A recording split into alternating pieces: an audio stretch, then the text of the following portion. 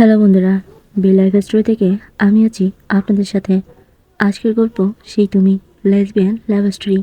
আজকের 23 পর্ব। গত পর্বে যা ঘটেছিল তারপর। মিতু এখনো বেহুশ, কখন যে হুঁশ ফিরবে সেই অপেক্ষায় আর টেনশন করতে থাকে আঁখি। আঁখি বারবার মিতুর হাত পা গলা চেক করে দেখতে থাকে ঠান্ডা নাকি। আঁখি তার মা এবং খালাদের বলে, তোমাদের টেনশন করতে হবে না, ডাক্তার তো বলল ঠিক হয়ে যাবে, আমি কাছে আছি, তোমরা যাও। হ্যাঁ দেখিস কোনো অসুবিধা না হয়, হুঁশ আসলে যদি কিছু লাগে আমাদের ডাকিস। জেরিন কই? ওকে তো দেখতেছি না, কই গেল মেয়েটা? খালা জেরিনকে খুঁজতেছে। আঁখি চুপ করে আছে। আঁখির মা বলে, হয়তো ও রুমে আছে। আচ্ছা সবাই চলো, দোয়া করো আল্লাহ যেন সব ঠিক করে দেয়। কি হতে কি হয়ে গেল। এই আঁখি দেখিস তো, অসুবিধা হলে ডাক দিস। আচ্ছা জানাবো। সবাই চলে যায়। আঁখি মৃদুর পাশে শুয়ে আবারও বারবার হাত পা গলা চেক করে দেখতেছে মৃদুর শরীর ঠিক আছে কিনা। মৃদুর মাথায় হাত বুলায় আর বলতে থাকে, জান ওঠো না। কপালে কিস করে মৃদুকে আবারও ডাকে, জান কথা বলো না। মহারাজ, আপনাকে এভাবে দেখে আমার কষ্ট হচ্ছে, ওঠেন না। দেখেন আপনার বউ আপনার কাছে আছে, আপনার আর কোনো ভয় নেই। একবার কথা বলেন, আমার দিকে তাকান। আখির চোখের পানি মিতুর ঠোঁটে গিয়ে পড়ে। মিতুর জ্ঞান ফিরতেছে, হাত পা নড়াচড়া করতেছে। আস্তে আস্তে আখি আখি বলে ডাকতে থাকে। আখি মিতুর মুখে তার নাম শুনে, এই তো আমি আপনার কাছে, দেখেন দেখেন না, আপনার বউ আপনার কাছে আছে, একবার তাকান। আঁখি মিতুর গালে হাত দিয়ে বলতে থাকে, মহারাজ দেখেন আমি আপনার কাছে আছি। বলে নাকে মুখে গালে কপালে ঠোঁটে কিস করতে থাকে। মিতুর ভালো করে জ্ঞান আসেনি। আঁখি দিশে না পেয়ে মিতুর ঠোঁটে ডিপ কিস করতে থাকে। মিতু তখন হুঁশ ফিরে আঁখিকে দুই হাত দিয়ে আঁকড়ে ধরে। দুজন দুজনকে আদর করতে থাকে। একটা সময় মিতু ঠিক হয়ে যায়। আঁখি বলে, আপনি ঠিক আছেন তো? আমি ভয় পেয়ে গেছিলাম, কি হতে কি হয়ে গেল আপনার। আপনার কিছু হলে আমার কি হতো বলেন তো? মিতু আগে চোখের পানি মুছে দিয়ে জড়িয়ে ধরে। পাগলি, আমি ঠিক আছি, দেখো আমার কিছু হয়নি। মিতু আগেকে আলতো করে জড়িয়ে বুকের ভিতর রাখে। পরম আদরে শান্ত হয়ে যায় আখির বুক। আখি মিতুকে বলে, আচ্ছা একটা কথা বলেন তো, আপনার এই অবস্থা কি করে হলো? সত্যি করে বলবেন। মিতু তখন কি বলবে বুঝতে উঠতে পারে না। মিতু বলে, কই কিছু না তো। কিছু না মানে? তাহলে এই অবস্থা কিভাবে হয়েছে? নিশ্চয়ই কোনো কারণ আছে। আপনি তো ঝাল খাইতে পারেন না, তাহলে ঝাল কোথায় পেলেন?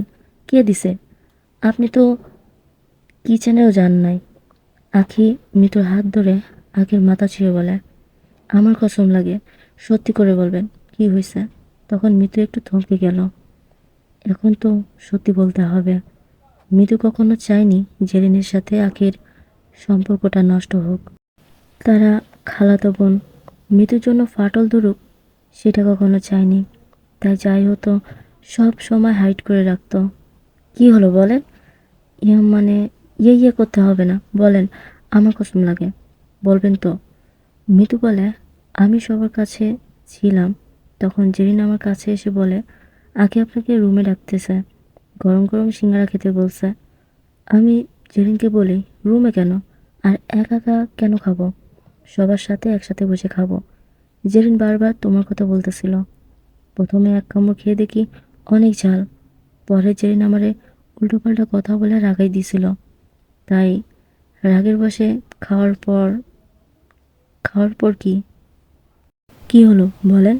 আমি কিন্তু জানি কি হয়েছে, তবু আপনার কাছে শুনতে চাই। আখের আগে চোখে মুখ লাল হয়ে যায়।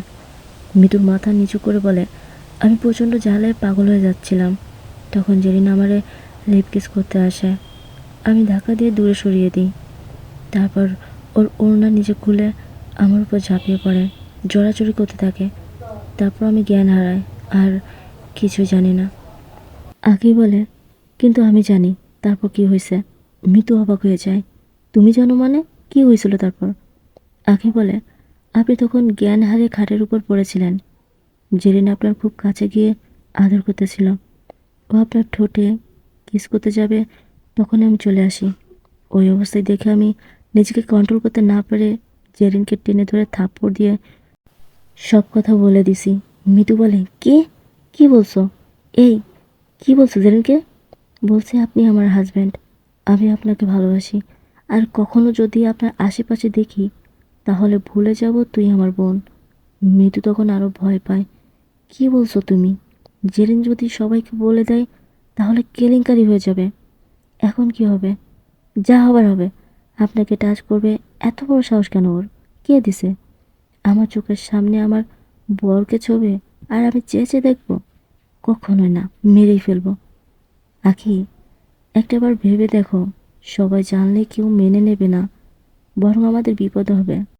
দুজন দুজনকে আর দেখতে পাবো না, দূরত্ব বাড়িয়ে দেবে, যোগাযোগ বন্ধ করে দেবে। মৃত্যু টেনশন করতে থাকে।